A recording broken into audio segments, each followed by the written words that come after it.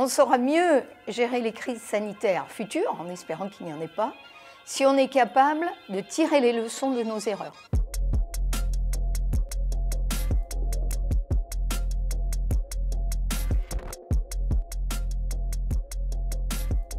Manque de masques, difficulté d'accès aux vaccins, pénurie de médicaments, les cafouillages du début de la crise du Covid-19 ont mis en lumière le manque de coordination des pays européens. L'Union européenne n'avait pas imaginé que tous les pays de l'Union européenne en même temps seraient touchés par la même crise. Donc, guerre des masques, nationalisme vaccinal, fermeture des frontières. On se réveille le 21 juillet, le plan de relance est là, 750 milliards d'euros, zéro pour la santé, après une crise sanitaire. Et là, le Parlement européen réagit. Le Parlement a défini 3 priorités.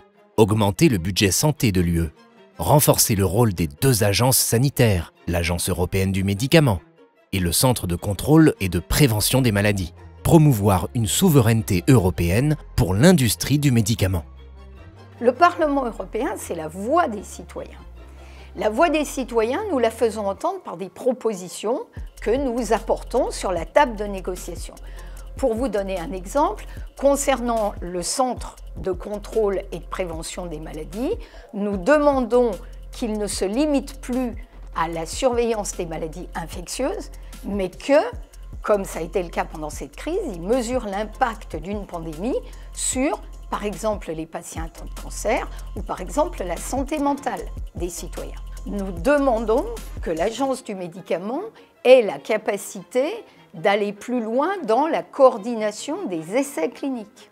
5 milliards d'euros de budget ont été obtenus par le Parlement européen pour la santé entre 2021 et 2027. Mais la capacité à produire des médicaments et la capacité à relocaliser l'innovation restent un enjeu vital.